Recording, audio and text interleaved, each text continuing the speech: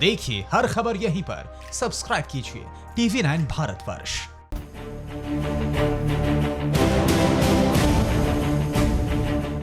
मुंबई में कोरोना लगातार नए रिकॉर्ड बना रहा है, लेकिन माया नगरी पर अब कोरोना से भी बड़ा संकट आने वाला है। मौसम विभाग ने कहा है कि जून के पहले हफ्ते में मुंबई में भारी बारिश हो सकती है।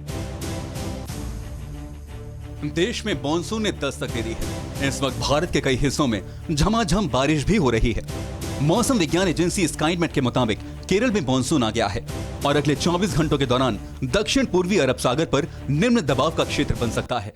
लेकिन इस बीच एक शहर ऐसा भी है जो कोरोना काल में मॉनसून की आहट से ही सहमा हुआ है। हम बात कर रहे हैं देश की आर्थिक राजधानी माया नगरी मुंबई की। देश में कोरोना का सबसे बड़ा हॉटस्पॉट बन चुकी मुंबई अब दोहरे खतरे की ओर आगे बढ़ रही है। अगले हफ्ते मुंबई में भारी बारिश की आशंका जताई गई है। यह मानसून से पहले की बारिश होगी। आमतौर पर जून के दूसरे हफ्ते तक मुंबई में मानसून पहुंच जाता है और इस बार कोरोना की वजह से मुंबई में मानसून से निपटने की पूरी तैयारियां भी नहीं की जा सकी हैं। मानसून से पहले ही मुंबई में भारी बारिश की चेतावनी।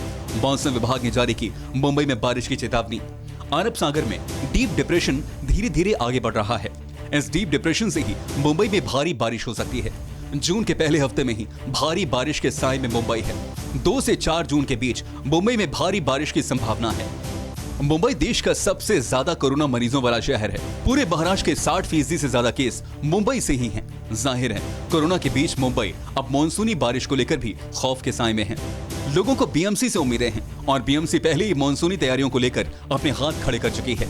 मुंबई में प्री मानसून की तैयारियों के लिए बीएमसी का काम अप्रैल में शुरू होता है और मई के आखिर तक आते आते काम खत्म होता है। लेकिन इस साल कोरोना की वजह से ये काम पूरे नहीं हो सके हैं। लिहाजा अब डरी सहमी मुंबई कोरोना के साथ साथ अब भारी बारिश के खतरे के लिए भी खुद को तैयार कर रही है।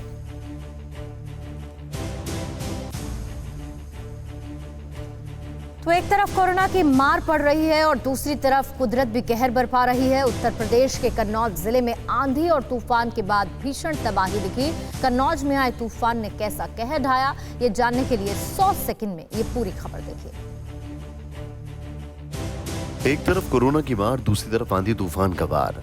यूपी के कन्नौज की इन तस्वीरों को देखिए। ऐसा भीषण तूफान जिले में पहले किसी ने नहीं देखा था। तूफान की रफ्तार ऐसी कि सब कुछ तबाह हो गया। गाड़ियां पलट गईं, एजेंसी धाराशायी हो गई, मलबे में मजदूर दब गए, पेड़ उखड़ गए, छतें उड़ गईं। तबाही का ऐसा मंजर कि देखकर कलेजा मुंह को आ जाए। इस गैस एजेंसी के कार्यालय का ये हाल देखिए। भीषण आंधी तूफान में ये पल भर में ताश के पत्तों की तरह ढह गया। ऐसा लगा मानो भूचाल आ गया हो। पूरा का पूरा पेड़ उखड़कर एक शख्स पर आ गिरा और इस व्यक्ति की वहीं पर मृत्यु हो गई। तबाही यहीं नहीं रुकी। जिले के अलग अलग इलाकों में भीषण ओलावृष्टि हुई है। पूरे के पूरे वाहन पलट गए, लोगों के घर के कमजोर छज्जे उड़ गए, सैकड़ों पेड़ जमीन से उखड़कर मवेशियों के लिए काल बन गए। इस भीषण तबाही में दर्जनों मवेशी दबकर मर गए।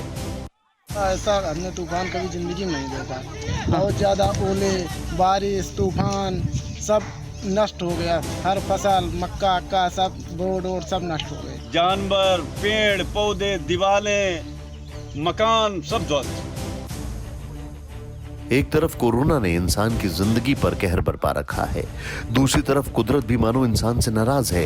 कन्नौज जिला तबाही पर आंसू बहा रहा है। इस भीषण तबाही में कितनी मौतें हुई हैं, इसका आधिकारिक ऐलान अभी नहीं हुआ है। कितने का नुकसान हुआ है, इसका अंदाजा तक नहीं लग पाया है। लेकिन तबाही का मंजर साफ है और न जाने ये साल क्या क्या दिखाएगा।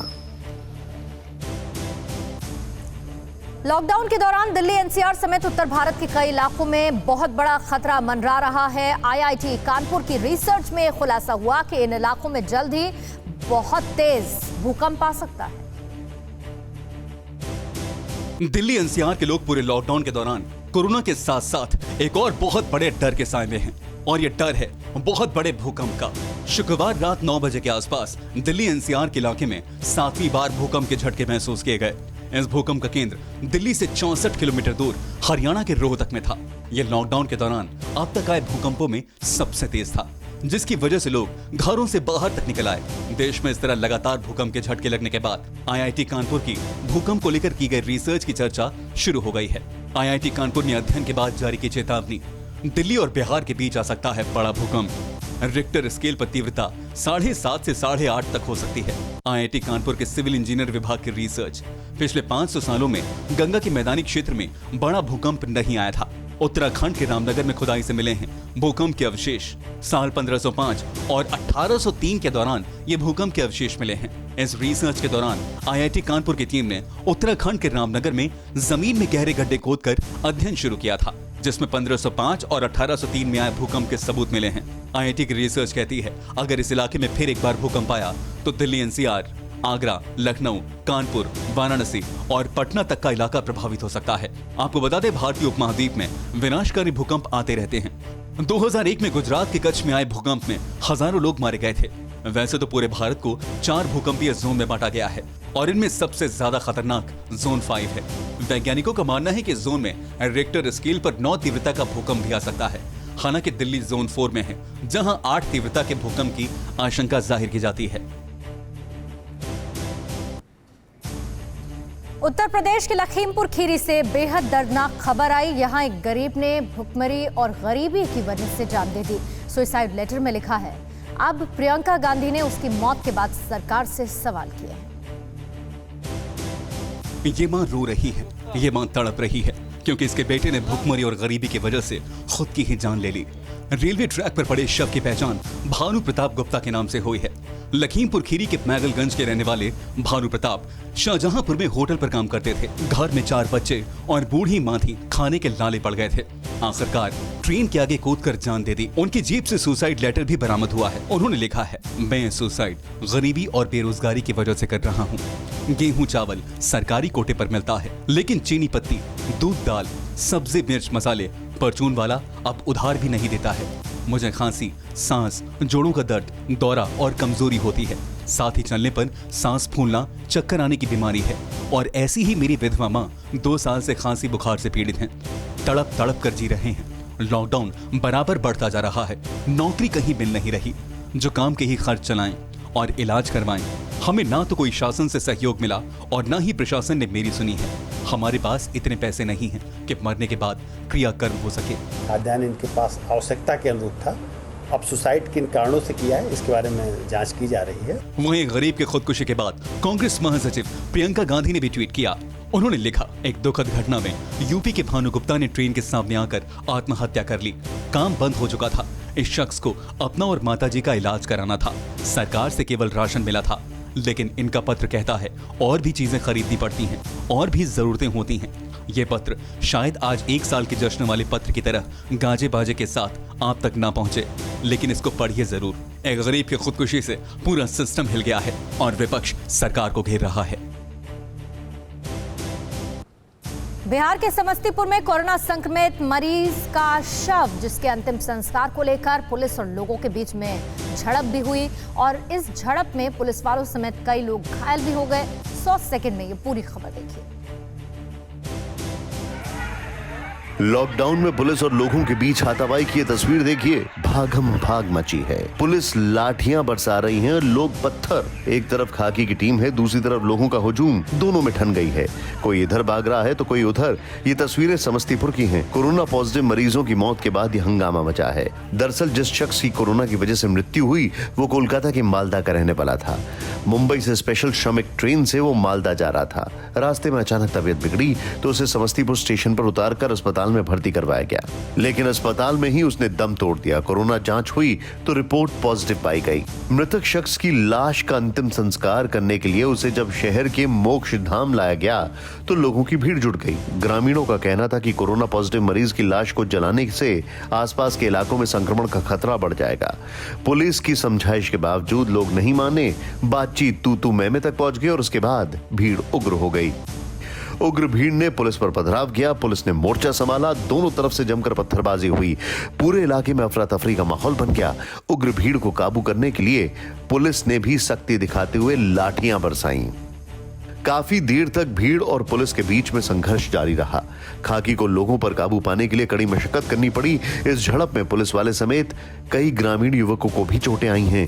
कोरोना के इस संकट काल में जहां संयम बरतने की जरूरत थी, पुलिस और प्रशासन को सहयोग करने की जरूरत थी, वहीं इस घटना ने शर्मसार किया है। फिलहाल पुलिस ने दबिश देकर कई उपद्रवियों को हिरासत में ले लिया है।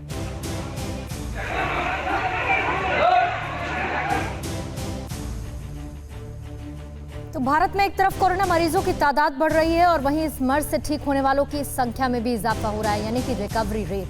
बिहार के हाजीपुर में जब 11 कोरोना संक्रमित मरीजों ने कोरोना को मात दे दी तो वो काफी खुश हुए। 100 सेकंड में ये सुकून देने वाली खबर जरूर देखिए।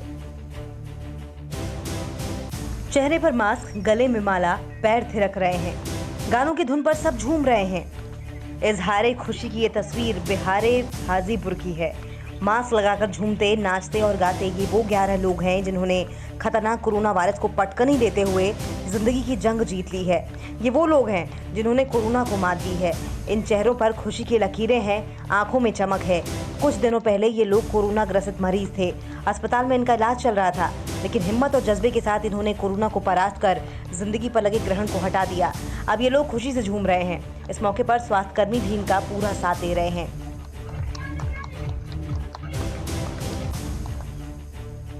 कोरोना को हराने वाले इन योद्धाओं की माने तो कोरोना ने जिस वक्त उन्हें अपनी चपेट में लिया था उस वक्त वो बेहद डर गए थे। कभी परिवार की चिंता तो कभी मौत का खौफ रह रहकर उन्हें सोने नहीं दे रहा था, लेकिन अस्पताल में डॉक्टरों और स्वास्थ्य कर्मियों की टीम ने उनका हौसला बढ़ाया और इसी हौसले ने उन्हें नई जिंदगी दे दी। कोरोना क्या है, अपना खेलते कूदते रहिए, नाचते रहिए, कोरोना आदमी में नहीं आ सकता। इस मौके पर सिविल सर्जन इंद्रदेव रंजन ने भी कोरोना मुक्त हुए प्रवासी मजदूरों को स्वस्थ रहने की कामना करते हुए उन्हें विदा किया। स्वास्थ्य विभाग की माने तो कोरोना पीड़ित लोग अब तेजी से ठीक हो रहे हैं। हाजीपुर में अब कोरोना को मात देकर स्वस्थ होने वालों की संख्या बढ़कर 27 हो गई है। जितना डरे हुए थे उसको लगा कि मुझे जिंदगी मिला, इस उमंग में वो अपना जान कर रहे थे।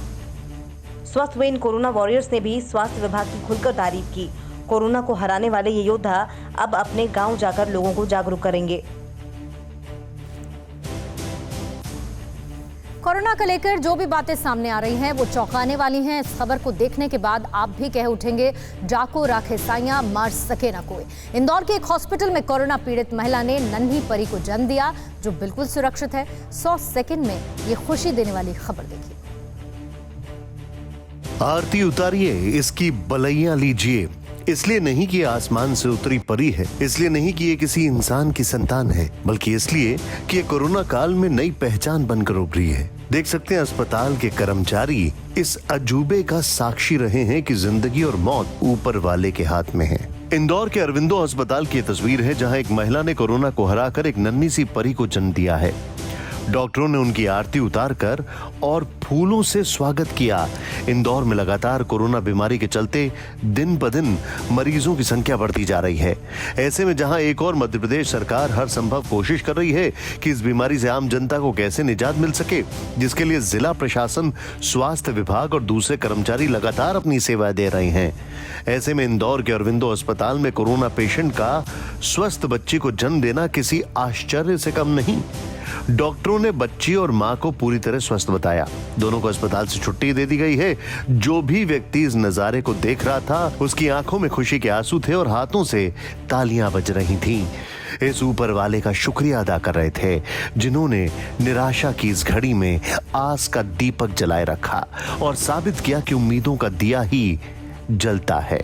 कहते भी हैं कि जिंदगी एक दीपक की तरह है जो हवा के थपेड़ों को सहकर जलती रहती है, दूसरे को रोशन करती है। इस नन्ही परी का कोरोना काल में आंखें खोलना उन हजारों लोगों की आंखें खोलने जैसा है। कोरोना अभी भी अबुझ पहेली है।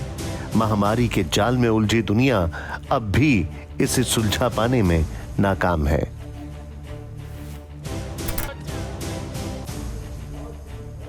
और अब बात एक अस्पताल की लापरवाही की। मामला राजस्थान के चुरू का है जहां कोरोना काल में हिंसक वारदात का शिकार हुआ एक युवक अस्पताल में भर्ती हुआ। उसके पेट में गोली लगी लेकिन डॉक्टर्स ने बगैर इलाज किए उसे बाहर कर दिया। 100 सेकंड में देखिए मौत की गोली लिए जीते युवक की ये दर्दनाक दास्तान। सरकारी अस्पताल में इलाज कैसे होता है, इसका जीता जागता उदाहरण है ये युवक। चुरू के राजकीय भारतीय अस्पताल में भर्ती ये युवक गोग सिंह जोड़ी फायरिंग में घायल हुआ था। युवक का आरोप है कि पेट में गोली होने के बावजूद डॉक्टर ने इलाज पूरे किए बगैर जबरन डिस्चार्ज कर दिया। परिजनों का आरोप है कि इलाज में कोताही बरती गई है। 7-8 एक्सरे हो चुके हैं जो हमारे पास में, और आज जो एक्सरे हुआ है उसमें भी गोली दिखाई दे रही है। हॉस्पिटल में भी दे रही है और प्राइवेट वाले में दे रही है, और जब इसको भर्ती किया था तब उस एक्सरे में भी गोली दिखाई दे रही है, लेकिन फिर भी डॉक्टर ने ये कह करके कह दिया कि हमारे तो गोली है ही नहीं इसमें, जबकि वो एक्सरे हमारे पास है। प्रशासन की दखलंदाजी के बाद उसे फिर से अस्पताल में भर्ती किया गया, लेकिन ऑपरेशन करने के बजाय अब जयपुर रेफर कर दिया गया है। परिजनों ने अब कलेक्टर से गुहार लगाई है। अस्पताल की व्यवस्था के साथ साथ युवक की जान से खिलवाड़ जारी है। इधर युवक इलाज के साथ साथ अब इंसाफ के लिए ठोकरें खा रहा है। गुहार लगाने परिजन कोतवाली थाने पहुंचे, लेकिन यहाँ भी उसका केस दर्ज करने से इनकार कर दिया गया। 27 मई की रात को जिले के भालेरी इलाके में अवैध तरीके से शराब बिक्री को लेकर फायरिंग में 2 युवक नरपत सिंह और गोग सिंह घायल हो गए थे। नरपत सिंह के हाथ में और गोग सिंह के पेट में गोली लगी थी। गोग सिंह के घाव को सिल दिए जाने के बाद इलाज कर रहे डॉक्टर्स ने पेट से गोली निकाले बिना ही उसे डिस्चार्ज कर दिया। परिजनों ने एक्सरे रिपोर्ट भी दिखाई, जिसमें गोली को साफ तौर पर देखा जा सकता है। गोग सिंह ने बताया कि चिकित्सकों ने दवाई लिखकर दे दी और कहा कि अपने घर चले जाओ, जबकि पेट में दर्द था। उसे जबरदस्ती डिस्चार्ज कर दिया, ये कहकर कि वो एकदम ठीक है। प्राइवेट अस्पताल में भी एक्सरे करवाया, जिसमें इसके पेट में गोली पाई गई।